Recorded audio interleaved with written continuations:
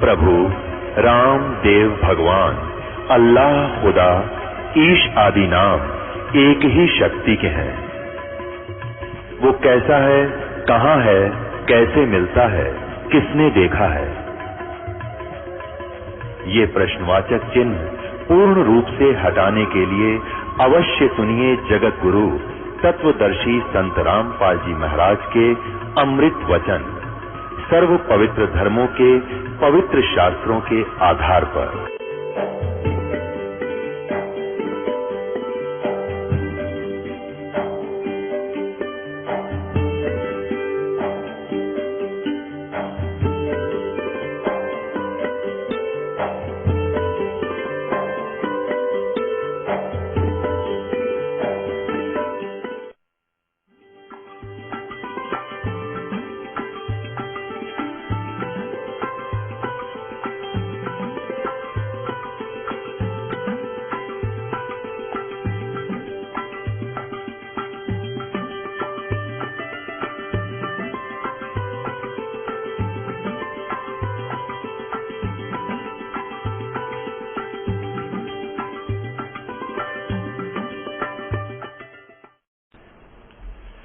ये तुम्हारा रहने का स्थान नहीं है। तुम मेरी आत्मा हो, तुम मेरे बच्चे हो। तुम अपनी नालायकी के कारण इस काल के जाल में फंस गए हो और इस काल ने आपके साथ बहुत भयंकर धोखा किया हुआ है। आपको भ्रमित करके अज्ञान अंधेरे में रोका हुआ है। मैं तुम्हें ये तत्व ज्ञान रूपी टॉर्च देने आया हूं। इसकी रोशनी में तुम अपने घर आ जाओगे। उसके लिए परमात्मा स्वयं भी आए हैं, फिर अपने एविडेंस बनाए हैं, अपने गवाह तैयार किए हैं, ताकि इस बिचली पीढ़ी के समय में ये प्यारी आत्माएं अपने परमात्मा को पहचान सकें, अपने पिता को पहचान सकें। जैसा कि परमात्मा हमें बताते हैं कि सर्व सोने की लंका होती रावण से रणधीरम। अब हमने यहाँ के उद्देश्य बना रखा है, क्या टारगेट बना रखा है? जन्म होते ही जब बच्चा समझने जोगा हो जाता है तो आसपास घर में या रिश्तेदारी में या अपने को मित्र प्यारों की सोसाइटी में एक बात की घूटी पिलाई जाती है, भाई उसने इतना कोठी बना ली, उसने कार खरीद ली, उसने ऐसे 20 एकड़ जमीन बना ली। तो हम केवल वो माया जोड़ने की दौड़ में लग जाते हैं और एक होड़ बन जाती है। और काल का ये सबसे आसान दाव है कि ये जीव अपना जीवन बर्बाद कर दे जब इसको मानुष जीवन मिले, और ये ऐसे ही डरे ढोने में लगा रहे। अब इसको पता है काल को कि ये मान लीजिए कोठी बना लेता है या कहीं से 2 नंबर 3 नंबर का काम करके माया जोड़ लेता है, धन इकट्ठा कर लेता है। पता उसको कहां ले जाएगा, यहीं छोड़ जाएगा, अपना जीवन बर्बाद करेगा। ये सबको मालूम है, जिसके पास अरब और खरबों की संपत्ति है वो भी 2 रोटी खाता है, अर्थात 2 समय खाना खाता है। कोई 4 रोटी खा ले, कोई 6 खा लेगा, कोई 2, सिर्फ इतने से ज्यादा नहीं। और वो परमात्मा अवश्य व्यवस्था करता है क्योंकि उसके भाग्य में है। उसके अतिरिक्त हम जो भी समय व्यर्थ करते हैं संपत्ति संग्रह करने में, संतान के लिए व्यवस्था बनाने, विशेष व्यवस्था, संतान की व्यवस्था बनाने के लिए प्रभु ने मना नहीं किया, लेकिन हम परमात्मा को भूलकर केवल मकान महल बनाने में ही अपना जीवन व्यर्थ कर देते हैं। उसका उदाहरण दिया कितना साधारण सा, कि आप कितना सोना इकट्ठा कर सकते हो, 10 ग्राम, 20 ग्राम, कोई मर पड़ कर 50 ग्राम, कोई 100 ग्राम, यानी 10 तोड़े। और कुछ ज्यादा सेठ होगा तो एक मान ले 1 किलोग्राम कर लेगा, तो बहुत बड़ा सेठ समझता है अपने आप को। नहीं, कबीरा सब जग निर्धना, वो धनवंता ना कोई, धनवंता सो जानियो जिस पर राम नाम धन होए। होए होए। सर्व सोने की लंका होती, रावण से रणधीरम। इसने क्या नाम, रावण ने तो सोने की लंका बना रखी थी, अपने महल बना रखे थे सोने की ईंटों के। और कहते एक पलक में राज विराजी, मृत्यु होगी युद्ध में और राज रहित हो गया, राज विराजी। और फिर क्या हुआ कि जम के काल के पड़े जंजीरम, किधर गधा बनेगा किधर खच्चर बनेगा, वह सोने की लंका लूट ली दुनिया ने, वो उसके पास रहा नहीं। और 1 लाख पूत 1.25 लाख नाती। आज किसी का 4 लड़के हों और चारों नौकरी लाग जाए तो काक पीटता अंडा है, हो पता नहीं क्या हो गया। और कहते और फिर नंबर आ जाए उनकी मृत्यु का, टक्कर मार मार कर होता है।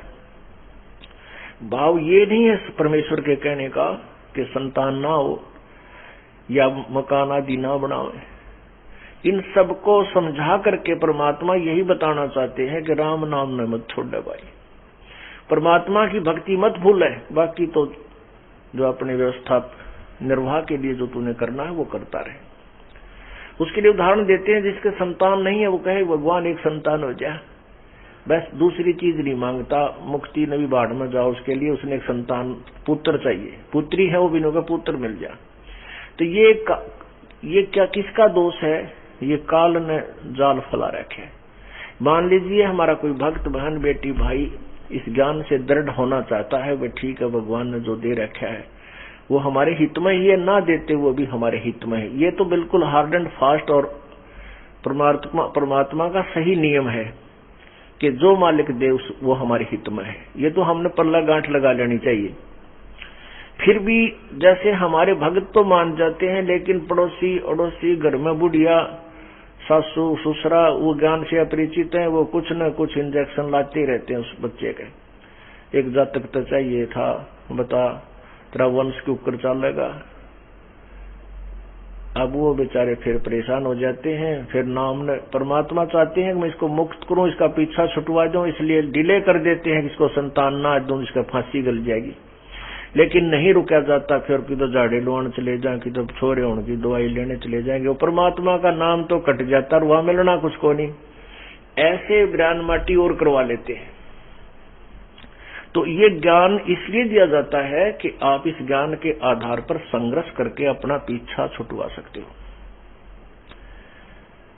इसलिए परमात्मा ये बताना चाहते हो, मान लीजिए तेरा एक संतान हो भी जाएगी तो तेरा वंश चल जाएगा ना, तो उस कृष्ण का वंश की तो ढूंढा पा रहा, ना उन रामचंद्र का वंश की था, ना उन पांडुआ का वंश की तो ढूंढ लो पा जाता तुमने। और रावण का वंश बता दो जिसके 1 लाख पुत्र थे, 1.25 लाख रिश्तेदार, 101 बलि थे। कहते हैं उस रावण का दीवान बाती, उसका वंश तो दूर रहा, उसके कि उन महलों में कोई दीपक लगाने वाला भी नहीं रहा। इसलिए परमात्मा इस सारे ज्ञान को समझाकर हमें क्या बताना चाहते हैं कि मन तुम सुख के सागर बसरे, भाई और न ऐसा यसरे। अब एक और जाल काल का, अब जैसे किसी का संतान नहीं होती, कोई बेटी बहन के हैं, और वो फिर बस इससे तड़फ में मर जाए, भगवान एक संतान ना हुई, मेरे बालक हो जाते, न हो जाता, फिर वो मर जाती है।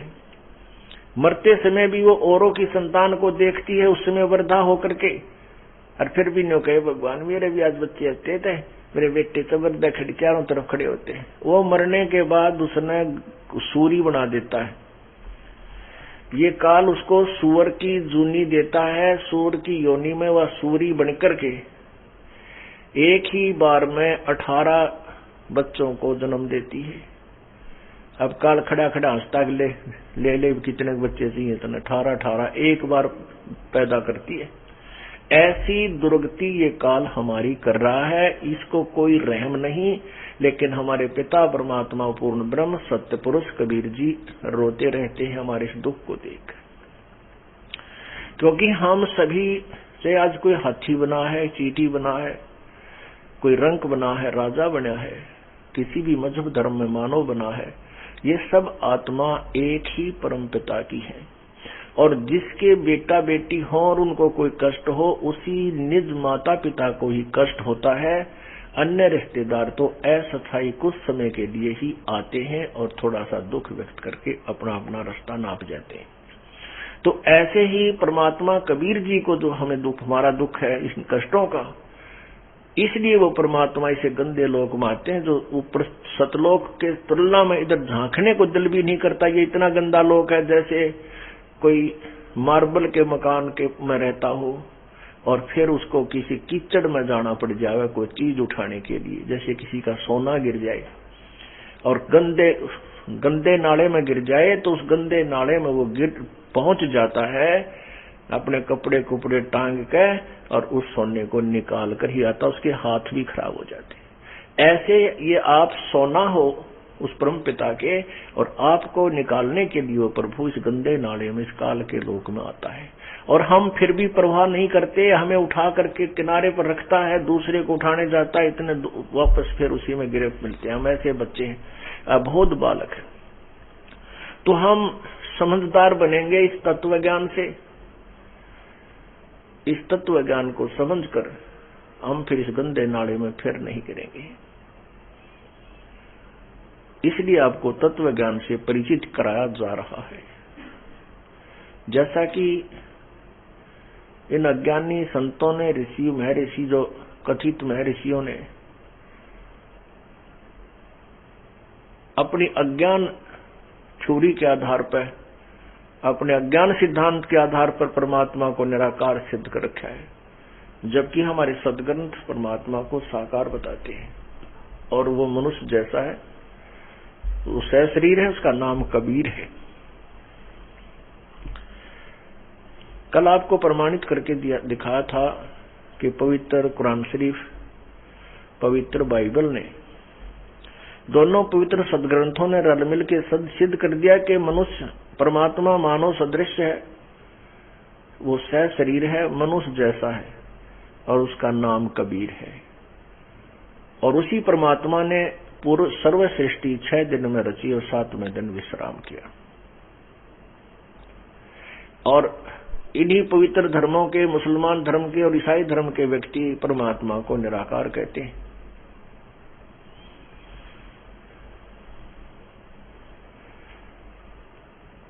अब आपको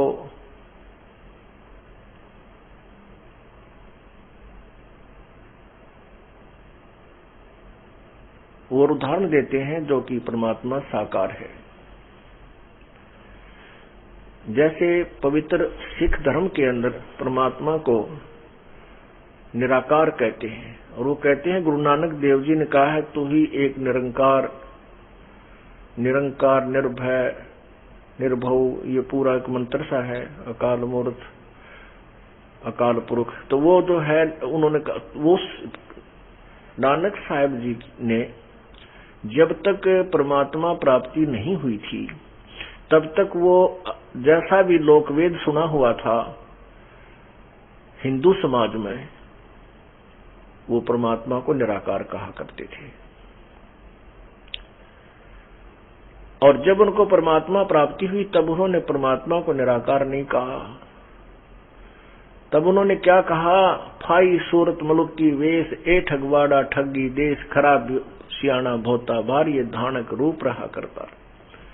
परमात्मा कबीर जी को सतलोक में देखा, फिर वही मूर्त, वही सूरत बनारस के अंदर एक धानक का काम करते हुए, जुल्हे का काम करते हुए देखा। तब आंखों में आंसू भरकर उस प्यारी आत्मा नानक साहब ने कहा था कि धानक रूप रहा करतार, लोगों ये धानक रूप रहा करतार, ये बैठा, ये परमात्मा है।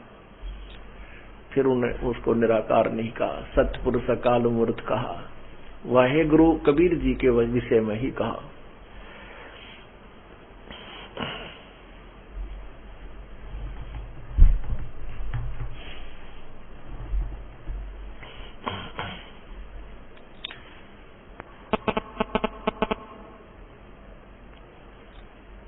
अब आपको श्री नानक देव जी के बारे में बताएंगे कि वो कैसे परमात्मा की शरण में आए और उन्होंने प्रभु को कैसे प्राप्त किया। नानक साहिब वाली आत्मा सतयुग में राजा अम्बरीश थे। राजा अम्बरीश बहुत ही प्रभु प्रेमी और बहुत ही धर्मी पुरुष था। वो विष्णु जी के उपासक थे और सच्चे दिल से प्रभु भक्ति में लगे हुए थे। जैसा कि उनको किसी गुरु ने रास्ता बताया था, वो उसी आधार पर अपनी साधना किया करते थे। एक दिन दुर्वासा जी आए। दुर्वासा जी ने देखा कि अम्बरीश जी एकादशी को उन्होंने आहार नहीं किया हुआ था। एकादशी को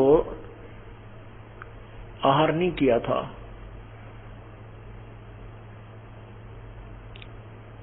उसको अम्बरीश जी को किसी ने ऐसे ही गुरुदेव ने बता रखा था कि एकादशी का व्रत करो,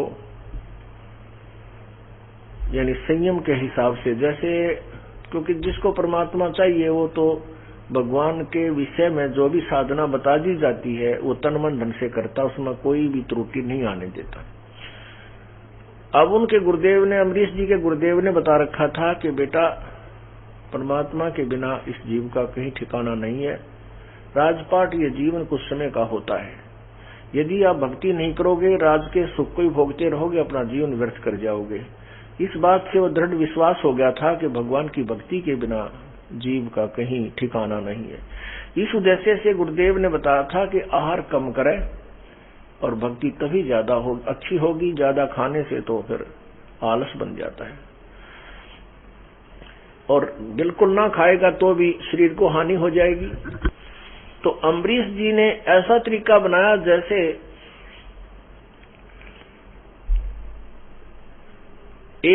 जैसे एकम को मान लीजिए 10 रोटी खाता था, तो अगले 10 रोटी खाता था, तो अगले दिन द्वितीया को वो 1 कम कर देता था। ऐसे करते करते एकादशी को वो कुछ नहीं खाता था, केवल जल लेता था। ऐसे वो उसी दिन, वो एकादशी का दिन था और दुर्वासा जी आ गए। दुर्वासा जी ने से उन्होंने कहा कि आओ ऋषिवर भोजन पालो।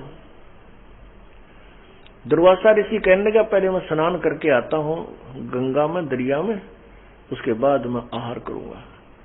अब उसने क्या किया हुआ था कि जैसे उस दिन द्वादशी व एकादशी शाम को आफ्टरनून, दोपहर के बाद 1 बजे समाप्त हो रही थी, तो उस दिन उसका जो उसने समापन करना था, उस दिन का आहार करना था दुर्वासा ने ना अम्बरीश जी ने।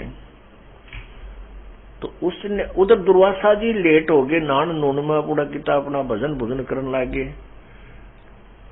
इतने उसने सोचा कि 1 से ऊपर समय होने वाला है और कल से एकम शुरू हो जाएगी, इसलिए अब वो जो आज का जो आहार में कर लेता, उस दिन केवल जलपान किया उसने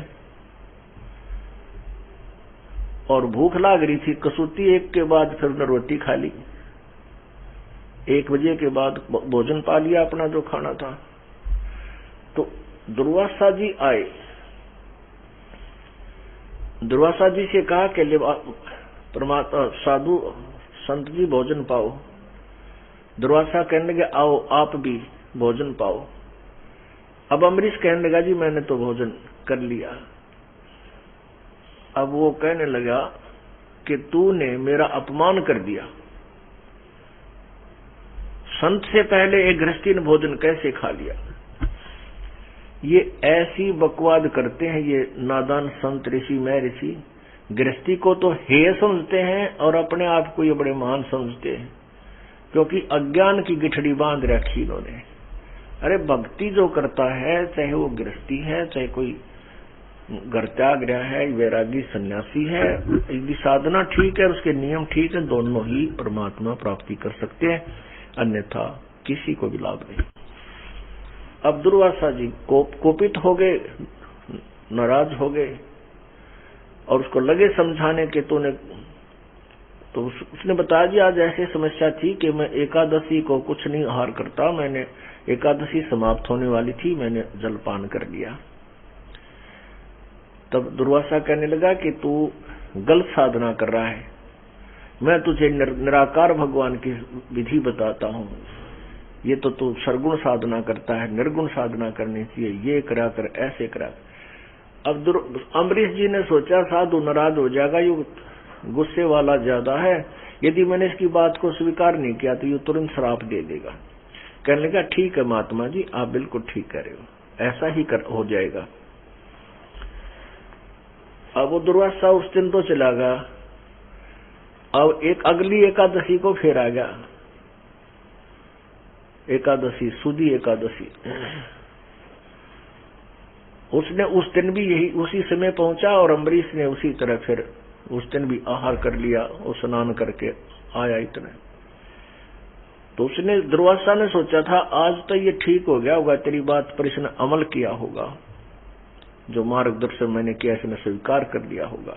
कहा आओ अम्बरीश खाना खा लो। अम्बरीश ने कहा भगवान मैं भोजन कर चुका हूँ, मैंने अपना जो करना था कर लिया। ने बोला मेरे से पहले कैसे कर लिया? फिर वही क्रिया बताई। कहने लगा मैंने तेरे को मना किया था ये साधना छोड़ दे, तू मैं जो बताता हूँ ऐसे कर वैसे कर। खूब नाराज हो गया और इतना क्रोधित हो गया कि अपने हाथ से सुदर्शन चक्र, अपनी सिद्धि से सुदर्शन चक्र, ये क्या होता है जिसके पास भक्ति करने से कुछ सिद्धियां आ जाती हैं, जो अन्य डले डो करके साधना करते हैं, उन सिद्धियों से ये कोई भी हथियार ऐसे मांगेंगे काल उनको तुरंत पकड़ा देगा कि ले अपने कर्म बिगाड़ फटाफट। तो उसने जो ही ऐसे किया कि सुदर्शन चक्र, तो चुब्बे काल ने सुदर्शन चक्र दे दिया और सुदर्शन चक्र को कहा कि अम्बरीश की गर्दन काट दे। पहले तो ये बात देखो कहाँ का साधु अम्बरीश पशु, अरे माड़ी ही बात पे इतना गुस्सा कि एक भगत की गर्दन काटने को तैयार हो गया। ठीक है तेरे विचारों को ये मानने ना मानने कोई तेरे से दबाव में थोड़ा ही है, आपका फर्ज है समझाने और कहने का। नहीं मानता कोई बात नहीं, उससे क्या, फिर उसकी जान ही दे ले। इसे तो ये ऋषि मह ऋषि प्रसिद्ध हो रहे थे जो कति किसी खत्ते के विदा थे और हम इनको बड़े मह ऋषि बड़े इनके आदर से नाम लिया करते थे, इनकी कथा सुना करते थे। अब इनकी कथा आपके सामने दास सुना रहा है, ये किसे ऋषि थे और क्या इनको प्राप्ति हुई। अब क्या हुआ,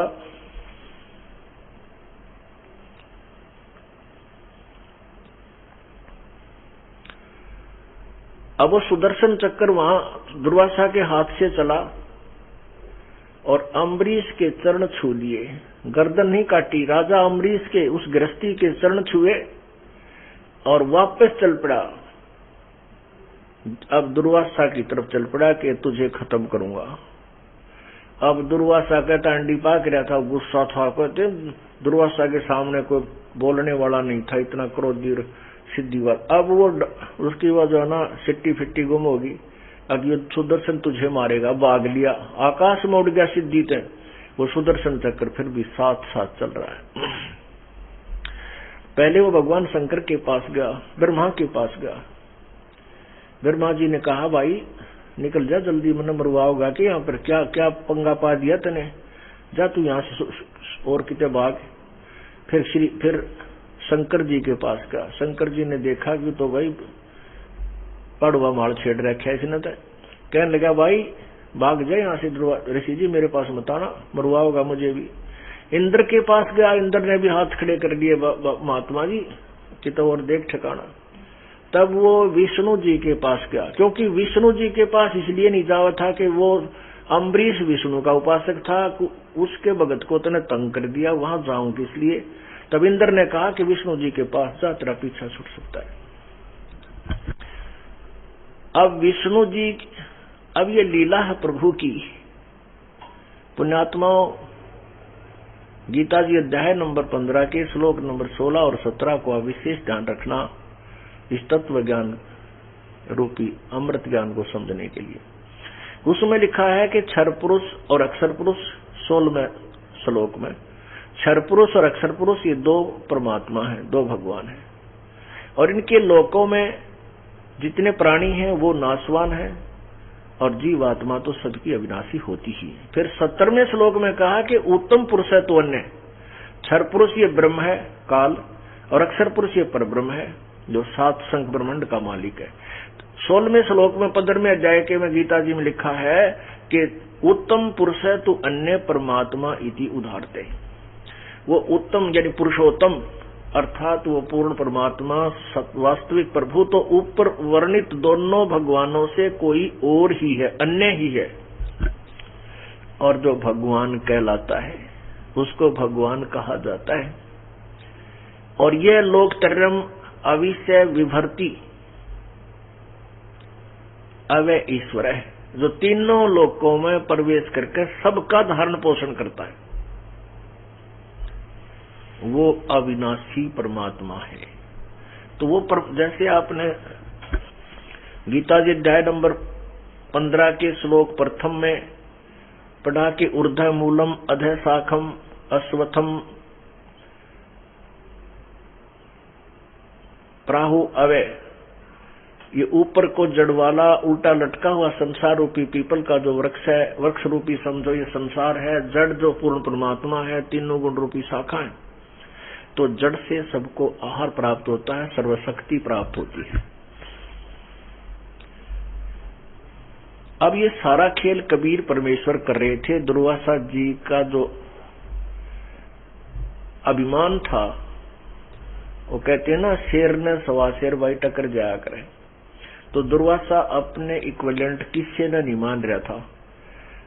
और फिर गृहस्थी को तो ये जो अनजान ऋषि मैं ऋषि तो थोड़े से सन्यासी बन जा, घर छोड़ जा, लाल कपड़े पर दाढ़ी वो डाली, और किधर छोटी मोटी कोई जंत्र मंत्र की पुड़िया इनका हाथ लाग जा, कोई सिद्धि मिल जावे, फिर तो ये धरती तोड़ देते हैं।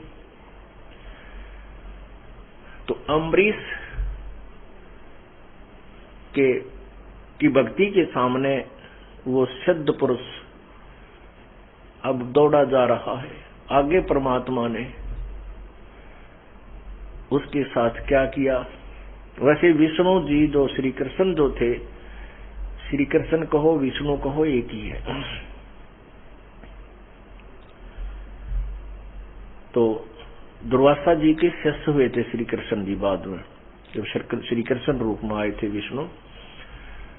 तो वहां क्या किया कि विष्णु जी का दरबार लगा हुआ, 88,000 ऋषि वहां पर विद्यमान, 33 करोड़ देवता वहां पर बैठे, और दुर्वासा जी को जो सबसे ज्यादा तोब मानते थे वो, दुर्वासा जी का आया पसीना देखा, दौड़ा आ रहा है आकाश से, और वहां दरबार के सामने नीचे उतरा और फिर भाग गया, और बीचों बीच डाक ठोक रहा है, पीछे देखकर फिर आगे भाग रहा है। तब सभी ये देख कर उसकी दुर्दशा, वो 88,000 ऋषि बहुत खिलखिला कर ऐसे, अकाश तो चौधरी साहब डांक ठोक रहा है, क्या बात होगी इसको। उन्होंने देखा पीछे मिराट बलतान लग रहा पूरा, उत्तरा गजब, ये तो सुदर्शन चक्र पूरा उग्र रूप धारण किए, इसको मारने के लिए चला है, आ रहा है। तो वहां बताते हैं कि जब श्री विष्णु जी का आसन सिंहासन के पास जाकर हाथ जोड़ता, मुझे बचा लो मुझे बचा लो,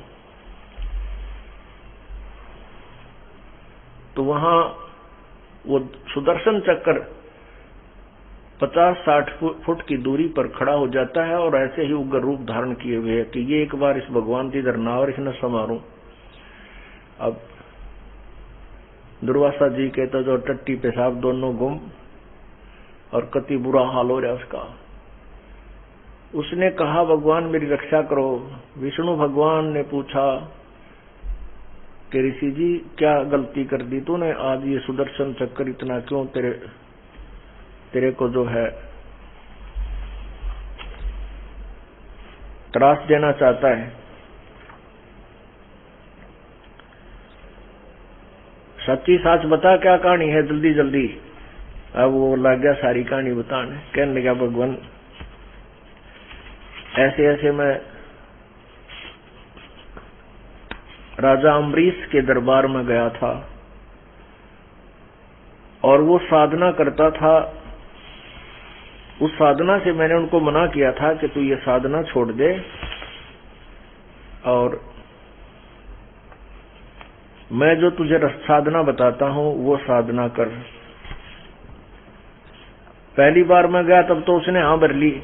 मैं दूसरी बार गया, उसने फिर भी वो साधना करता हुआ मिला, तो मुझे गुस्सा आ गया और मैंने उसको सुदर्शन चक्र से उसको मारना चाहा। हे भगवान, पता नहीं ये क्या कारण हुआ, ये मेरा ही सुदर्शन चक्र और मेरे को ऊपर ही जो है ना आक्रमण कर दिया। इसने मुझे ही मारना चाहा, मुझे ही मारने के लिए मेरे पीछे भाग लिया। मैं डर के भागा आ रहा हूं और मैं वहां भी गया, वहां भी गया। सब ने हाथ जोड़ दिए कि हमारे बस का नहीं, तू वापस जा, विष्णु जी के पास जा। तो भगवान मैं आपके पास आया हूं, वो आपका भक्त है, आप ही उसको शांत कर सकते हैं। अब परमात्मा बोले भाई एक काम कर, वापस जा और अम्बरीश से ही अक्षमा याचना कर। अब और फंस गया, कब मरेगा तू? जब भगवान ही नहीं बचा सकता तो अम्बरीश कैसे बचा देगा? आज मर गया। अगर नहीं भगवान आप मेरी रक्षा करो, आप रक्षा करो परमात्मा, वहां मैं कैसे बचूंगा जब आपकी शरण से ही नहीं बच सकता। भगवान बोले भाई वहीं पीछा छूटेगा। अगर वो तुझे खुश होकर आशीर्वाद देगा तेरी जान बचेगी, ना तो बच्चा नहीं बचे।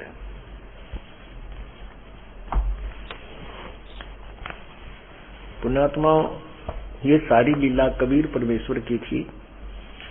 परमेश्वर कबीर जी ने विष्णु रूप धारण किया और अपने ही वो लोक से, जैसे काशी में भंडारा किया था, वहां 9 लाख बैलों के ऊपर सामान रखकर आगे थे और 9 ही लाख वहां पर उनके साथ बैलों के साथ जो है अन्य बंजारे भी साथ थे। ऐसे ही परमात्मा ने वहां ये सब लीला करके उसको सीधा करना था, अपनी भक्ति को, यथार्थ भक्ति को बनाए रखना था। और अम्बरीश राजा जो आत्मा है, कई जन्मों से प्रभु की शरण में रही हुई थी, इसीलिए उसको अच्छे सतिथि में वो रहा। अब ये सारा ज्ञान तत्व ज्ञान से अभी आपको सुलझा, क्योंकि अभी तक हमारी आत्मा, हमारा जो मन की सुई अज्ञानता के कारण विष्णु जी को सुप्रीम पावर मानकर उस पर टिकी हुई थी। अब उसको वहां से आगे चलाना है, यथार्थ स्थान पर इस अपने दिमाग की, माइंड की सुई को सेट करना है। उसके लिए तत्व ज्ञान की आवश्यकता है, जो आपको अब प्रकाशित किया जा रहा है। अब देखना, अमृतवाणी परमात्मा जो गीता जी अध्याय नंबर 4 के श्लोक नंबर 25 से 31 तक नाना प्रकार की साधना, साधकों के द्वारा की जाने वाली साधना लिखी है। और साथ में ये भी कहा है वो साधक इसको पाप नाशक जानते हैं, लेकिन 4 अध्याय के 32वें श्लोक में कहा है कि उस परम पिता परमात्मा के अमृतवाणी में बहुत प्रकार के परमात्मा के पाने की विधि लिखी है।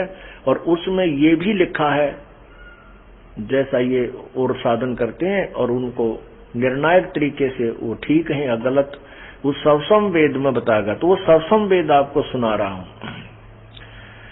दुर्वासा काली सिला ये बज्र बली त्यों लोग, अम्बरीश दरबार में तिन भी खाया धोखे।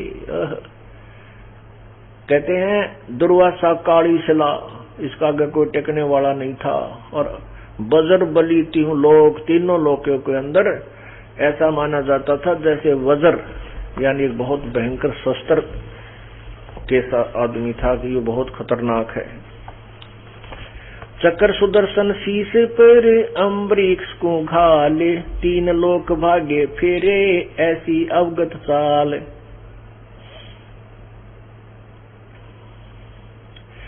चक्र सुदर्शन शीश पर अम्बरीश को घाल, राजा अम्बरीश के सिर को काटने के लिए दुर्वासा ने वो अम्बरीश सुदर्शन चक्र भेज दिया।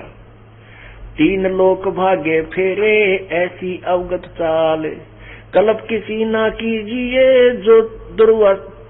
जो चाहे सो होए, दुर्वासा को छुपन को कहीं न पाई खोए। स्वर्ग मृत्यु पाताल में चक्र सुदर्शन डीक, दुर्वासा के चक्र से जरे नहीं अम्बरीश। चक्र अपुटा फिर गया चरण कमल को छू, चक्र अपुटा फिर गया चरण कमल को छू। भक्त विशंबर नाथ की देखी दूबर दू, कोट वज्र को फूक दे वो चक्र सुदर्शन चूर। भगत वचल भगवान से रहा पेड़ 10 दूर, दुर्वासा के दैन को रति न जग में भेंट। 56 कोट यादों गए देख हेठ दर हेठ।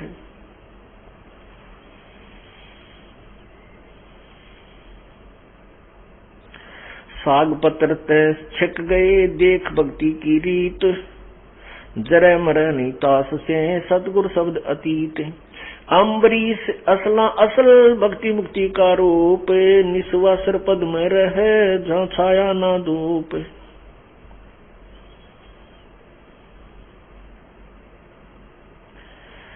राजा के योगी गए, राजा के योगी गए दुर्वासा ऋषि देव। चक्र चलाया घोर कर नहीं ली रसी सेव, दुर्वासा के शीश को चला चक्र अचाने। त्रिलोकी में तास गम कहीं न देऊं जान, श्वेतलोक विष्णुपुरी श्वेतलोक विष्णुपुरी ही दुर्वासा चल जाए। तहाँ विशंबर नाथ को किन्नी देख सहाय। कृष्ण गुरु कसनी हुई और बचेगा कौन, 3 लोक भागे फेरे वो भर में 14 भौन। भक्ति दरो ना कीजिए भक्ति दरो मम दोष, शिव ब्रह्मा नारद मुनि जिन्हें जराऊं ठोक। भक्ति दरो रावण किया हरणा को शरणक्ष, नारायण नरसिंह भये मम भगता है साचे। मम भगता मम रूप है, मम भगता मम प्राण। पंडव सताए कौरवा दुर्योधन क्षयमान, मम भगता मम प्राण है, मम भगता मम देह। हिरणाकुश के उदर को पाड़त नहीं संदेह, मम भगता मम प्रिय है नहीं दुनी से काम। राजा प्रजा रीति सब ये नहीं जाने राम, मम द्रोही से ना बचूं मम भगता मम के कारण। रचे सकल भंडार वाल्मीक ब्रह्मलोक में शंख कला उद्गार। मम द्रोही से ना बचूं छल बल हनु प्राण। बामन हो बलि कह गए रहा दो का मान। मम द्रोही मम साल है मेरे जन का दूत। कोट जगन का कोट युगन काटूं तीसे करूं जंगल का भूत। मम द्रोही मम साल है मारो रज रज बीन। भवन सकल और लोक सब करो प्राण क्षीण। अर्धमुखी गर्भवास में हरदम बारंबार। जूनी 85 तास को जब लग श्रेष्ठ संगार। गर्भ जूनी में त्रास दो जब लग धरणी आकाश। मारो तुस तुस बीन करे नहीं मिटे गर्भवास। प्राण निकंदू तास के 86 सृष्टि योग। संत 57 कल्प जुग तासर दीर्घ रोग। पुण्यात्माओं, एक कथा से ना जाने कितना निर्णय आपको मिलेगा। परमात्मा की महिमा, परमात्मा की वाणी परमात्मा ही बता सकता है। परमात्मा कि जो वचन है वो एक भी व्यर्थ नहीं होगा, क्योंकि परमात्मा कोई भी ऐसा कार्य नहीं करता जो व्यर्थ हो। इस कथा से बहुत कुछ आपको सीखने को मिलेगा और जिससे हम बुराइयों से बचेंगे, क्योंकि हमें डर होगा। जब तक बच्चा अबोध होता है, बालक होता है, उसको जानकारी नहीं होती, वो सर्प की पूंछ भी पकड़ देता है, सर्प को की मुंडी पकड़ लेता है उसको खिलौना समझकर, और सर्प उसको डंक मार के खत्म कर देता है। बच्चा जैसे कोई बिजली के तार जमीन पर गिर गए हों और वो आपस में हवा के हिलने से ऐसे स्पार्क कर रहे हों, नंगा तार, बच्चा उसे आतिशबाजी समझकर और उसके पास जाकर के उसको पकड़ लेता है और मृत्यु को प्राप्त हो जाता है, क्योंकि उसको ज्ञान नहीं कि तू जिस क्रिया को, जिस वस्तु को छू रहा है ये तेरे प्राण घातक है। और जब वो बच्चा बड़ा हो जाता है, उसको ज्ञान हो जाता है, फिर वो डरने लग जाता है। वो फिर उन वस्तुओं को, उस जानवरों से डरता है, उनको छूता नहीं, भाग लेता है, वो दूर भाग जाता है। इसी प्रकार अभी हम परमात्मा के संविधान से अपरिचित हैं।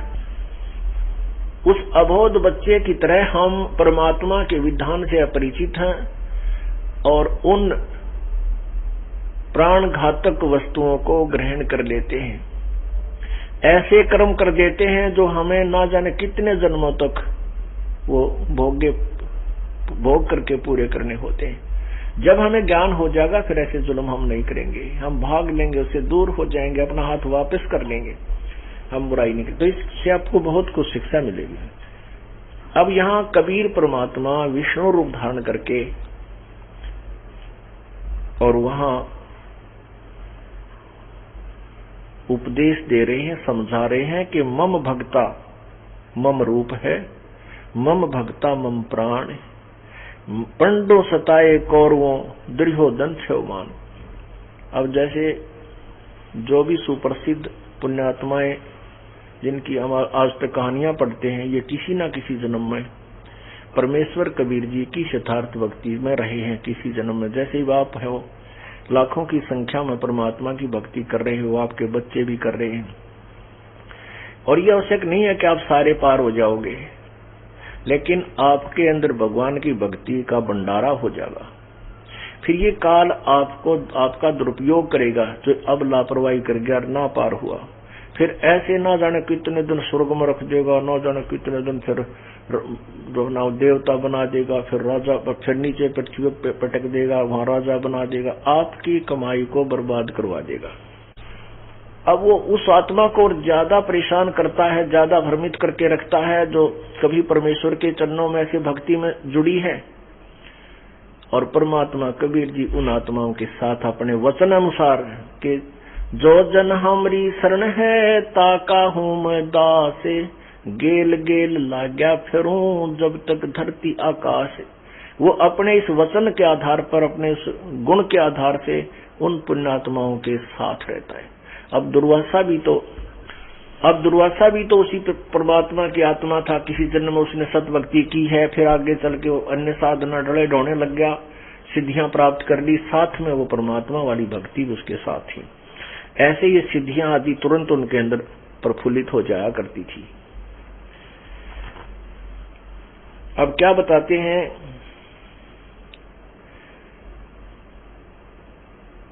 कि जो जैसे अम्बरीश राजा विष्णु भगत थे, अब विष्णु जी की भक्ति कर रहे थे, तो वहां परमात्मा विष्णु रूप धारण करके क्या बताना चाहते हैं कि मेरा भक्त अम्बरीश है और उसमें आधीनी है दुर्वासा, तेरे अंदर बकवाद भरी है, और मेरे भक्त ने को सता देगा उसका बक्कल तार दूंगा।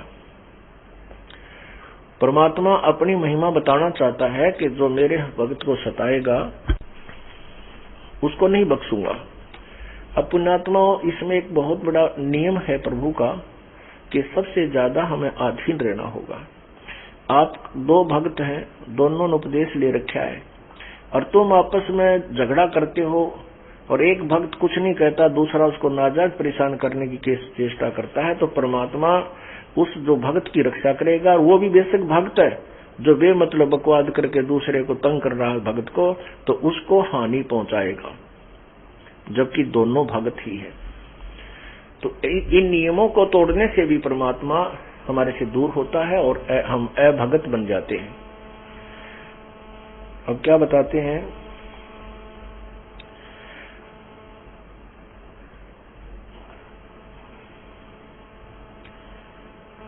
प्राण निकंदु तास के 86 सृष्टि संयोग, संत 57 कल्प युग, तासिर दीर्घ रोगे। कहते संत को दुखी करता है, जो संत को सताता है, उसके ऊपर कई कल्प युगों तक हो कल्प युग। तासिर दीर्घ रोग, एक कल्प कितना होता है? जो ब्रह्मा जी का एक वर्ष ना एक दिन, ब्रह्मा जी का एक दिन एक कल्प होता है, 1008 चतुर्युग। कहते जो संत को सताता है, जो मेरे भक्तों को तंग करता है, उनको 1008 युग तक, अर्थात एक कल्प तक उसके ऊपर इतने भार हो जाए कि एक कल्प तक भी दुखों को भोगता रहेगा। ओए होए होए। अब क्या बताते हैं, ब्रह्मा विष्णु ब्रह्मा सब सुनो, और सनकादिक 4 शेष 88 जलेब में, या मत मूड गंवार। ये 88,000 ऋषि भी, ये भी कहते मूड और गंवार हैं, ये तोड़ के तोड़ फिर लगे, इनको ज्ञान नहीं है।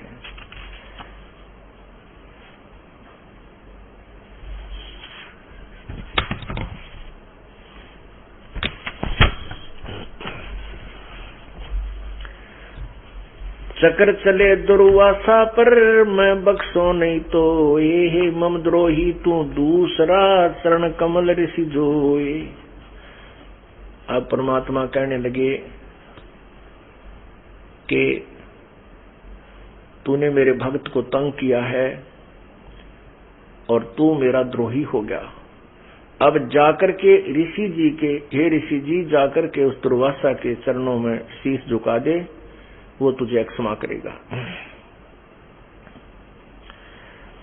अब क्या कहता दुर्वासा, बोल लेता हाँ सुनो भक्ति के ईस, स्वर्ग रसातर लोक सब तो पूर्ण जगदीश, तुमरे दर छूटू नहीं। अब दुर्वासा रोए है, रोने लगा, कहता है तुमरे दर छूट नहीं, ये चक्र सुदर्शन चोटे, कहाँ खंदाओ ईस जी, मैं बचूं कौन की ओटे। यदि मैं तेरे दर पर भी अरे सुदर्शन चक्र मुझे नहीं बख्शेगा,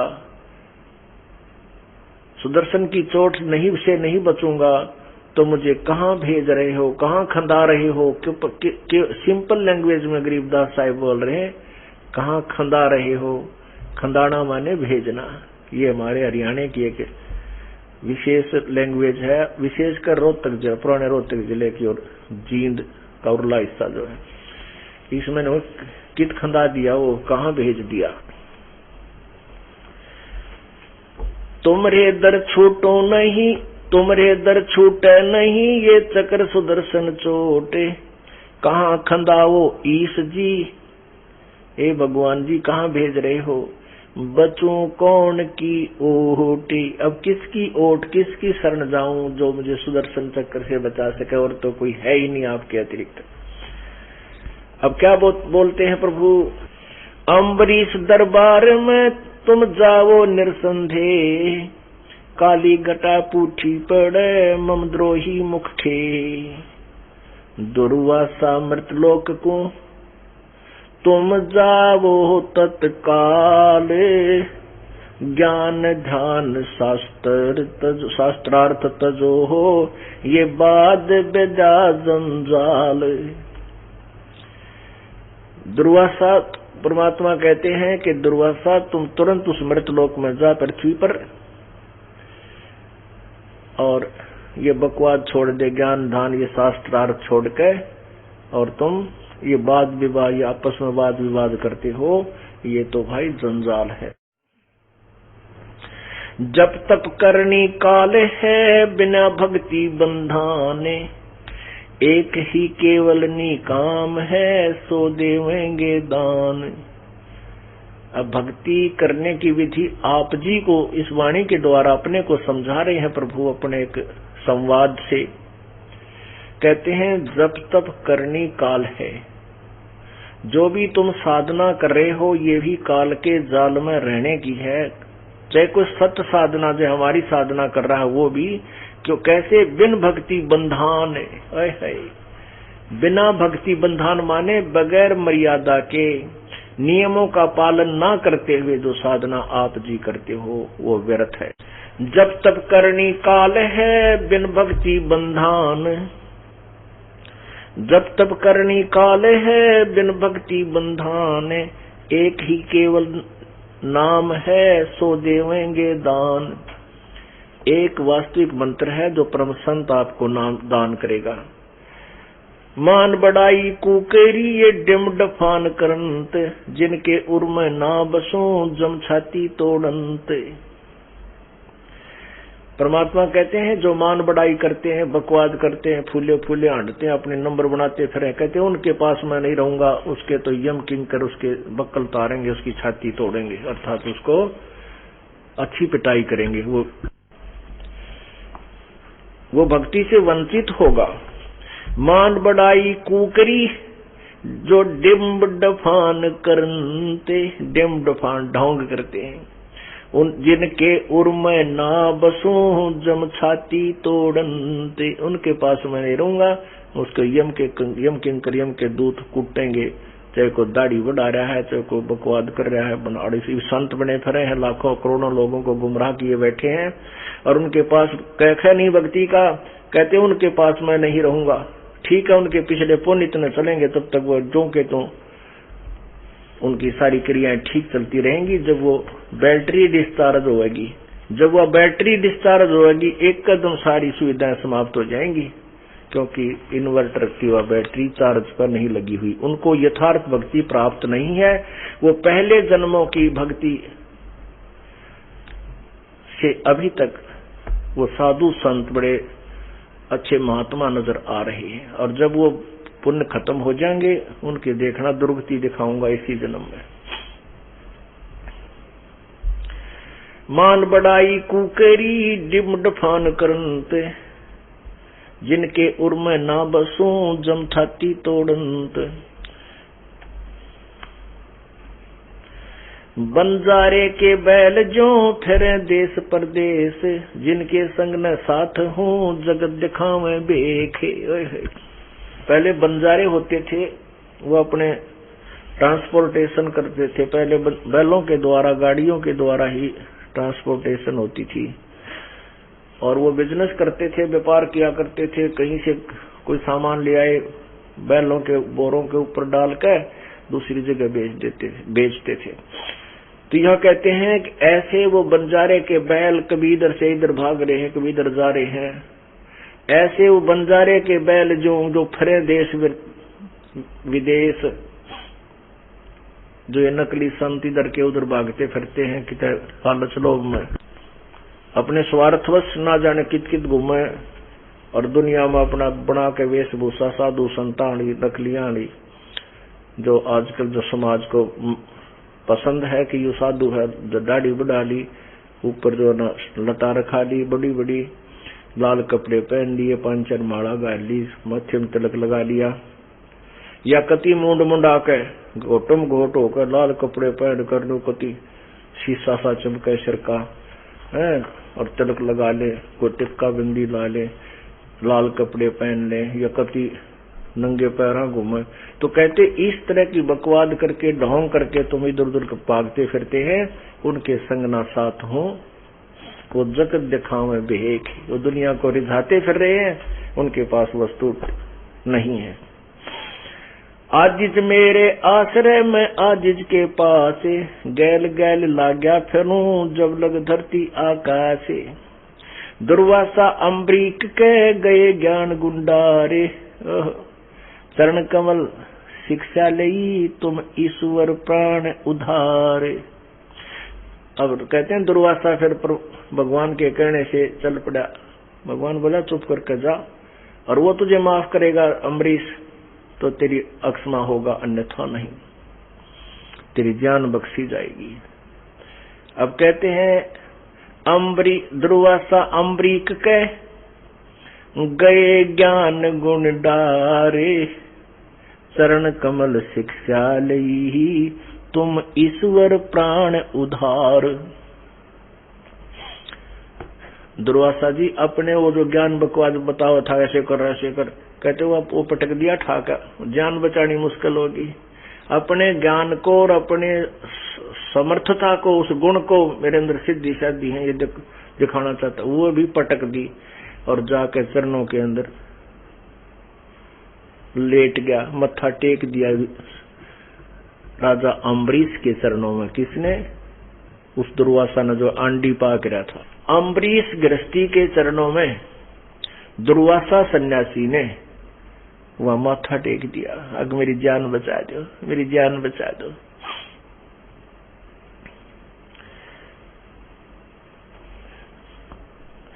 बख्शो प्राण दया करो, अम्बरीश से कहते हैं दुर्वासा जी, बख्शो प्राण दया करो, पीठ लगाओ हाथे, और मेरे में ठंड होवे शीतल की जगाते।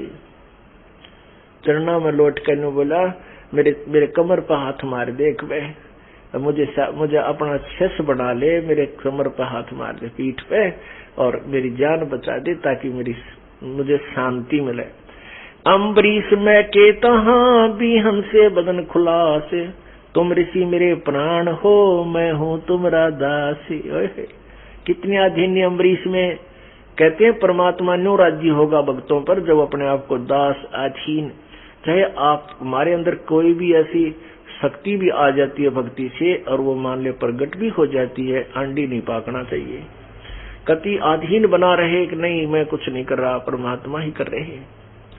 तो वहां इतना, क्योंकि राजा अम्बरीश के जब वो दुर्वासा वापस आया और वहां देखनिया की भीड़ लगी, नगर निवासी और सारे वहां सब खड़े, तो वहां आदमी फूल सकता था, लेकिन नहीं, अम्बरीश के अंदर वो गुण थे जो भक्त में होते हैं। वो फिर भी नहीं फूला कि नहीं मैंने कुछ नहीं किया, ये प्रभु कर रही है इस दास के लिए। तो क्या कहते हैं, दुर्वासा कहता है बख्शो प्राण दया करो, मेरा पीठ लगाओ हाथ, और मेरे में ठंडक होए शीतल की जगात।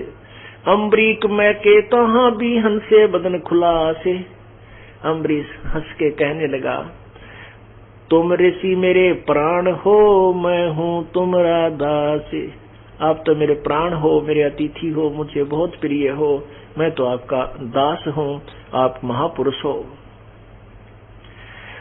चक्र सुदर्शन शीश धर दीजे भक्ति की आन, मैं तेरा चरणा रहूं बख्शो मेरे प्राण। अब दुर्वासा कहता है कि इस सुदर्शन ने एक बार पकड़ दे, मेरा जब कालजा डटेगा, और मुझे भक्ति दे दो, मैं आपके चरणों में रहूंगा, मेरे